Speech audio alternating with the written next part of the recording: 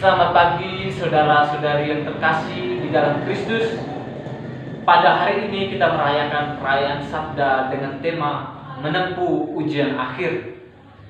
Bacaan Injil hari ini diambil dari Injil Lukas bab 21 ayat 5 sampai 11. Waspadalah, jangan sampai kalian disesatkan, sebab banyak orang akan datang dengan memakai namaku dan berkata, Akulah dia, dan saatnya sudah dekat. Janganlah kalian mengikuti mereka. Saudara-saudari yang terkasih di dalam Tuhan kita Yesus Kristus, pernyataan tadi merupakan potongan ayat dari bacaan yang kita dengar pada hari ini. Ayat itu merupakan penegasan Tuhan Yesus kepada murid-muridnya yang bertanya kepadanya tentang bila manakah hal itu terjadi dan tandanya kalau itu akan terjadi. Tetapi Yesus menjawab mereka dengan tegas, dengan lantang, dengan jelas untuk tetap waspada dan tetap teguh dalam iman dan pengharapan. Saudara sekalian, hari ini juga gereja merayakan pesta Santo Andreas Dumlak, imam dan kawan-kawan martir. Santo Andreas Dumlak merupakan teladan bagi kita semua sebagai pengikut Kristus. Ia telah menjadi murid Tuhan dan menempuh ujian akhir hidupnya dengan taat mempertahankan imannya kepada Yesus Kristus. Saudara-saudari sekalian di dalam Kristus, Santo Andreas Dumlak adalah salah seorang dari para martir Vietnam yang dikanonisasi oleh Santo Paus Yohanes Paulus II pada tanggal 19 Juni 1998. Ia adalah seorang imam praja pribumi Vietnam yang berkarya bersama para imam dari Serikat MEP. Sebagai seorang imam, Andreas hadir di tengah umat yang mengalami berbagai penganiayaan karena iman akan Yesus. Banyak orang Katolik yang menderita dan meninggal demi iman akan Yesus.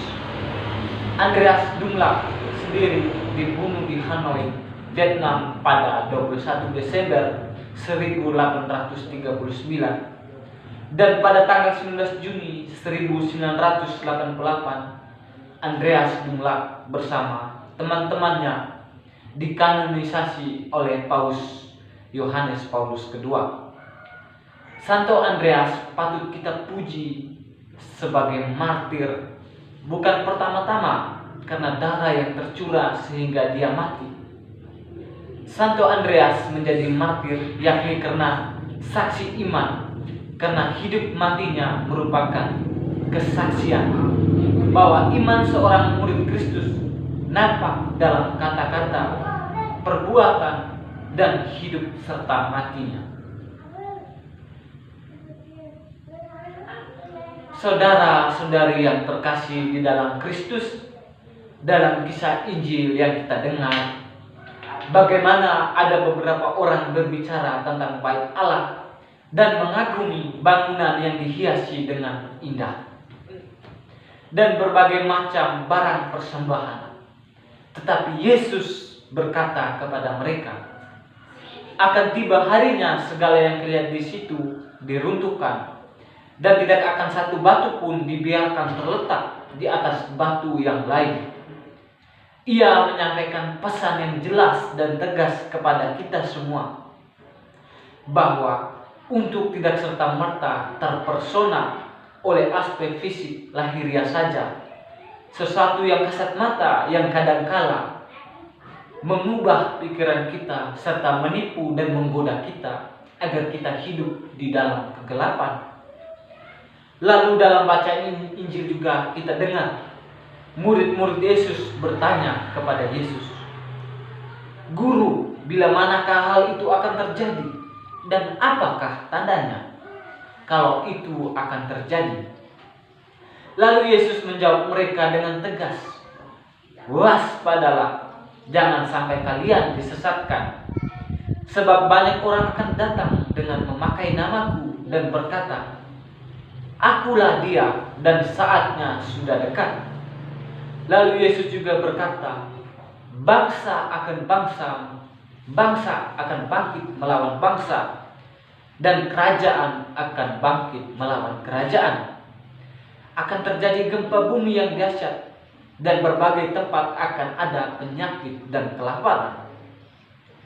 Kiranya hal yang terpenting yang disampaikan melalui bacaan hari ini, Yesus menegaskan kepada kita semua untuk mempunyai sikap yang waspada, supaya kita tidak mudah disesatkan oleh berbagai pengajaran, ilusi dunia, dan kemilauan dunia ini yang dapat merusak hubungan kita dengan Allah, sehingga iman dan pengharapan kita akan hilang, sehingga kasih Allah hilang dalam diri kita masing-masing. Saudara-saudari yang terkasih di dalam Kristus, sekarang kita bertanya dalam hati kita masing-masing, apakah kita sudah mempertahankan iman kita kepada Yesus Kristus di zaman yang semakin modern ini? Benarkah dalam hidup kita sehari-hari kita waspada dan berjaga-jaga? Ini patut menjadi renungan dan refleksi bagi kita di dalam hidup kita, di dalam hati kita masing-masing, agar kita layak dan berkenan di hadapan Allah. Mempertahankan iman bukanlah suatu hal yang mudah bagi kita manusia yang lemah dan rapuh. Kadangkala kita jatuh dalam dosa dan hidup dalam kegelapan.